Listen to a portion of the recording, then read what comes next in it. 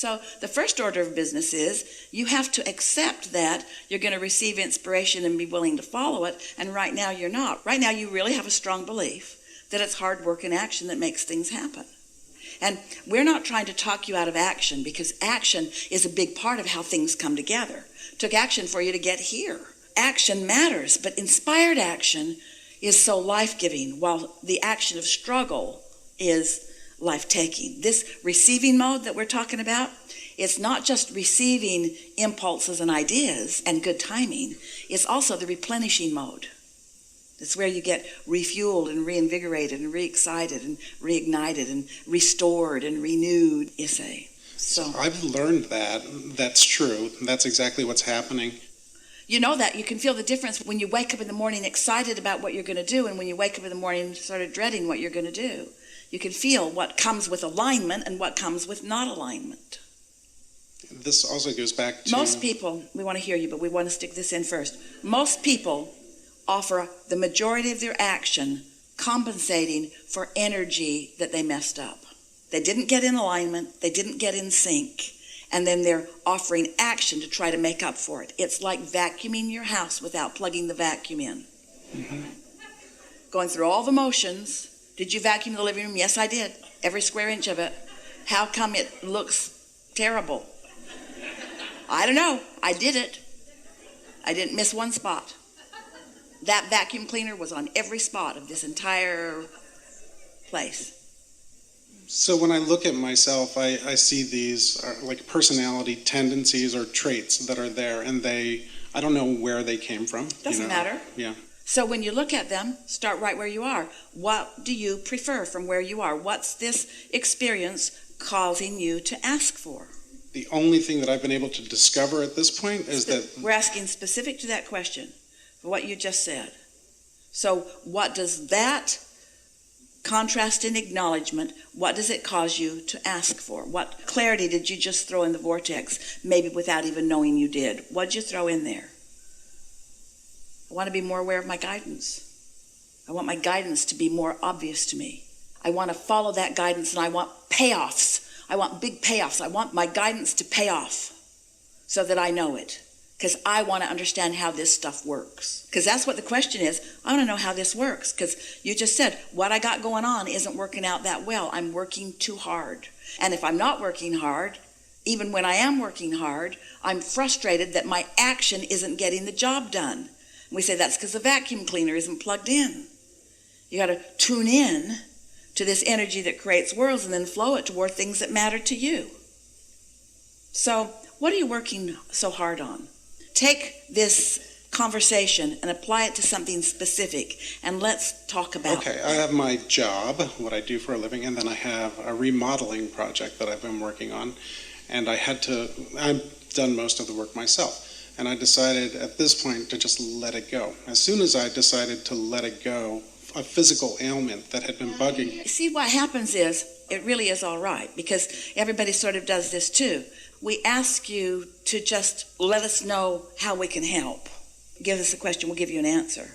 But instead, you felt it important, and a lot of people do, to explain the whole scenario and justify why you haven't been able to do it better on your own. Sort of like, I'm not sure I should be asking this, and I've been trying so hard, and I have this thing that I want so much, and I've been working on it, and finally I've just decided to let it go. None of that is what we ask you. I want to know how to let go so that I can receive more help from the world around me without cutting that off. We don't want you to let go of everything, because you got to go to work, and you might want to finish that project, and there's people in your life, and then you have commitments and responsibilities and things, and we don't want you to just let go of everything. That would be unpleasant. We want you to set aside 15 or 20 minutes early in the day where you can let go of thought. Just for that little bit of time, just let go of thought, because you've been scrambling around and you've put a whole lot of questions that have a whole lot of solutions that are ripe and ready for you to receive, but you're hammering so hard on the questions that you can't let the answers in. So we just want you to let go long enough that you can feel like you want to play with your music system. So you can just let one impulse in, that's all. We don't want all the answers to all your questions to come at once. You'd want to kill yourself. If everything that you've been asking for, all of a sudden the universe said, he's ready, dump it. You couldn't even function in that kind of an information download. You'd go hide under your bed and you wouldn't come out for a long, long time if that kind of information came to you at all at once. It would be equivalent to Esther getting the whole trip downloaded into her mind all at once. You don't want it like that. So you don't really even know where to start. That's what happened with our friend before. She didn't really know where to start. But your inner being knows where to start, because your inner being knows what your resistances are and what the path of least resistance is. And so that's why we speak to you as we do in these gatherings, because we know too. We know that the starting place is you're more than you know. The starting place is you're more than you know, and the other part of you is aware of you and listening all the time.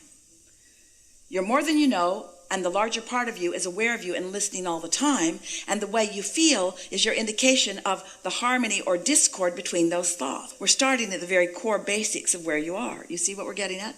And as you begin to accept that, this is why I feel the way I do, and that my inner being really is upstream for me and really does know what my path of least resistance is. And most of all, my inner being loves me and is rooting for me, not against me.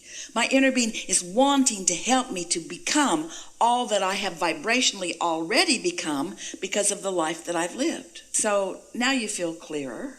So of all the things in your life right now, we'll just ask you some questions for clarity. Which feels like what you'd like to talk with us right now?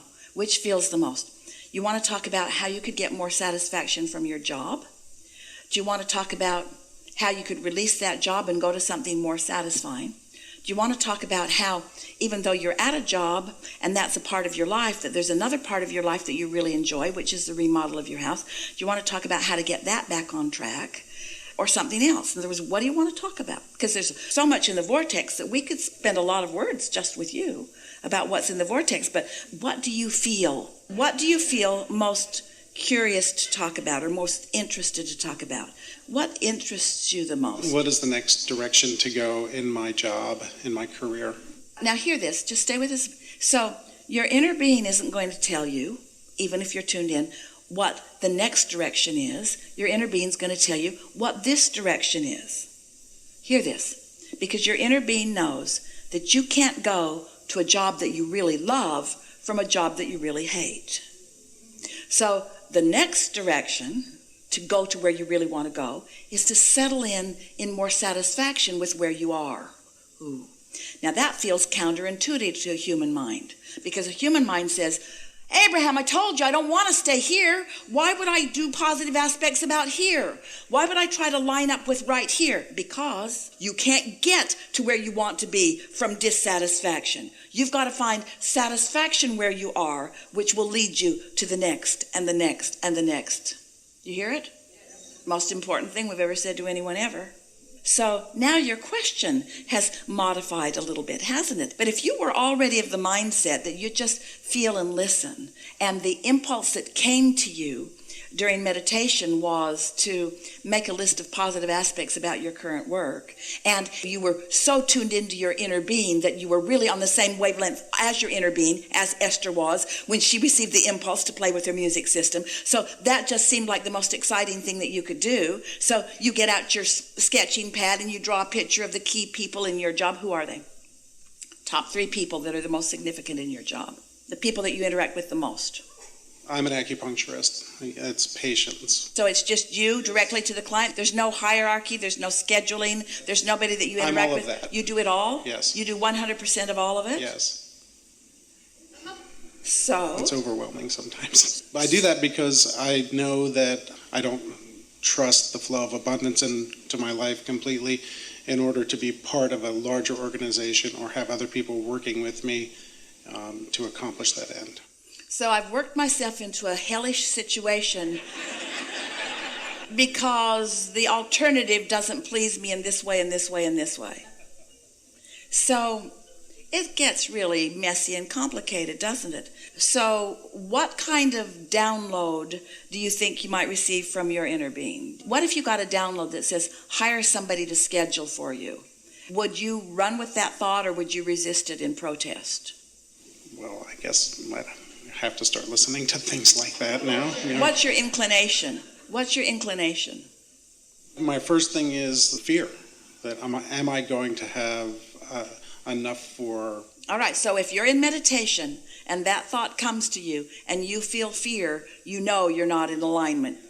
So you know that's a receptive mode of something else. But what if maybe you've been meditating for 2 or 3 days for 15 or 20 minutes and you're in that place, you can't feel your nose from your foot, you know you're detached, and then a thought comes to you and the thought goes something like, someone to schedule for me.